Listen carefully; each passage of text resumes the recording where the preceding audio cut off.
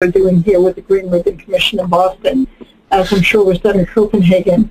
City officials, state officials, real estate developers, financiers, the many different players that are right now not talking about how do we deal with these issues in a comprehensive way is crucial. And any major municipality who is not thinking about doing that right now is waiting way too long and is way behind where they need to be.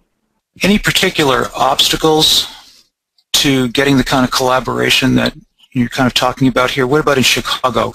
You've had success there, but what did it take to bring in commercial investment to the table too?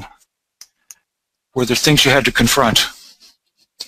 I think the idea of having a collective view for where you're trying to go and the critical importance of what you're trying to do, and then giving people the opportunity to find their place in that picture.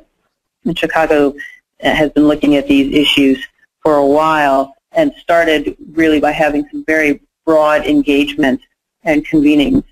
And so we started from a foundation of input and engagement on the overall vision. And the vision, again, for us has been rooted back in our climate action plan, which really focuses both on mitigation and adaptation. So I think it's important to have that framing on we need to adapt to what might come. We also need to work pretty hard to prevent the worst case scenarios of what might come.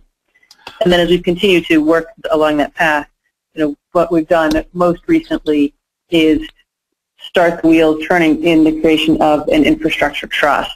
And so that will be a new mechanism that will allow private capital to come in and to partner with the city on specific products and on specific projects that will be transformative from an infrastructure standpoint. So having that clarity that we really want to ensure we're bringing new dollars in to strengthen this city for the long term, and that these are critical projects that will enhance what the quality of life looks like in Chicago and what the underlying infrastructure is that ensures we have that quality of life and we have the basis for the economic opportunity that we all want to see. So I think that convening and that planning is critical, and then creating the clarity around the opportunity so that people can then participate with their dollars in that structure. Yeah, if I could just add to that, I think the good news about climate-related risks is that we can geographically relatively pinpoint them, and you saw the maps earlier in the case of the two cities.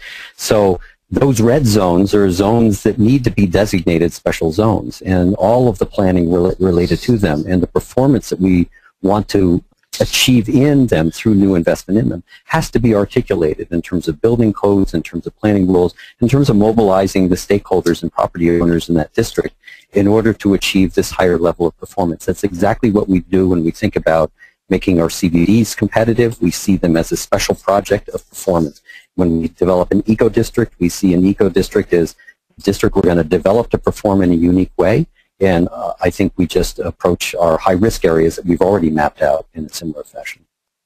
I know Lindeen has to leave, but before we lose her, is there a difference between what, say, a lower income area, vulnerable community would have to do to start to implement some of the tools and the programs that we're talking about?